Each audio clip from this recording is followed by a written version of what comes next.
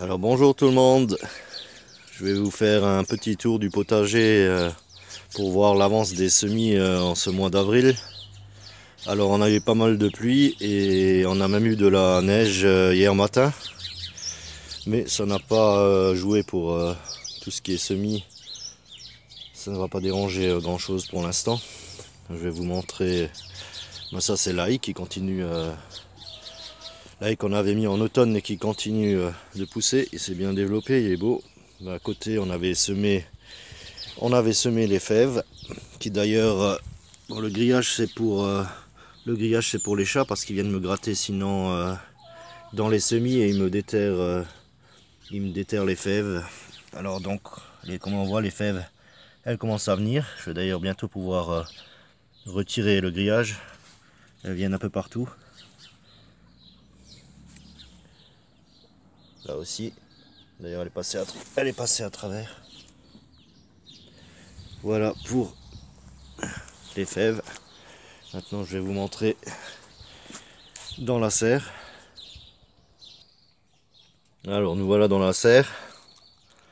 Alors ça c'était le bac où j'avais mis les échalotes, mais j'ai dû vite les changer de place parce que j'ai eu un souci avec un campagnol ou râteau-pied. Il me prenait carrément les échalotes par en dessous et il me les mangeait. Alors j'ai transvasé les échalotes dans le bac là et ça pousse, ça se développe. Alors à côté j'avais semé des haricots, nains jaunes, haricots beurre, et là ils sortent tout doucement, hein. Bien sûr en serre, hein. Par l'extérieur il fait encore trop frais chez moi, j'ai encore eu du -1 ce matin. Alors à côté on a toujours notre salade, j'en ai déjà repiqué dans l'autre serre, et là j'ai fait des semis. Alors j'ai mis du chou de Bruxelles, du chou carbu, du chou rouge, du chou-fleur, du brocoli, du chou de Milan et des poireaux, les monstrueux de 40 ans. Et donc à côté aussi du chou frisé, du kale, des navets de Nancy. Ça c'est des semis que je repiquerai. À côté j'ai repiqué les petits choux que j'avais en intérieur. Alors là j'ai un chou cabu, un chou rouge et à peu près toutes les mêmes sortes que j'ai ressemées. À côté les oignons, ça m'est arrivé la même chose avec le râteau-pied. Il m'a pris aussi carrément les oignons. J'ai encore jamais vu. Je savais pas qu'il prenait ni les oignons ni tout ce qui est. C'est quand même assez costaud. Et là il m'a carrément mangé. Je sais pas si vous voyez, il me les avait carrément mangé à ras, mais ça a repris. Voilà, c'est les oignons. Là aussi, d'un côté j'ai semé du mesclun. Ça a déjà bien poussé. Voilà pour cette serre là. Je vais vous montrer maintenant dans le jardin la suite. Alors voilà dans le jardin. Là on a les groseilliers. Ils commencent à faire les fleurs pour les fruits. Groseilliers, on a les framboisiers. Et là aussi tout le long, il y a les framboisiers avec la chatte qui se dort un peu au soleil quand il y a une éclaircie. Alors d'un côté on a les buttes. J'avais fait il y a un mois et dessus il y a des auto-semis d'arroche blanche qui viennent tout seuls un peu partout. C'est des branches de roche blanche qu'on avait mis où il y avait des graines dans le compost et là, ça revient tout seul sur la butte. Je ne sais pas si je vais les garder dessus parce que je vais encore en semer dans le jardin.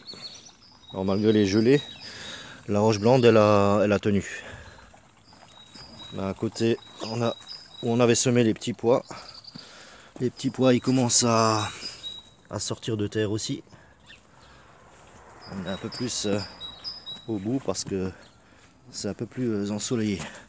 On en a plein qui ils sortent de terre, les petits pois. À côté, on a juste les pois gourmands. C'est pareil, ils sortent aussi.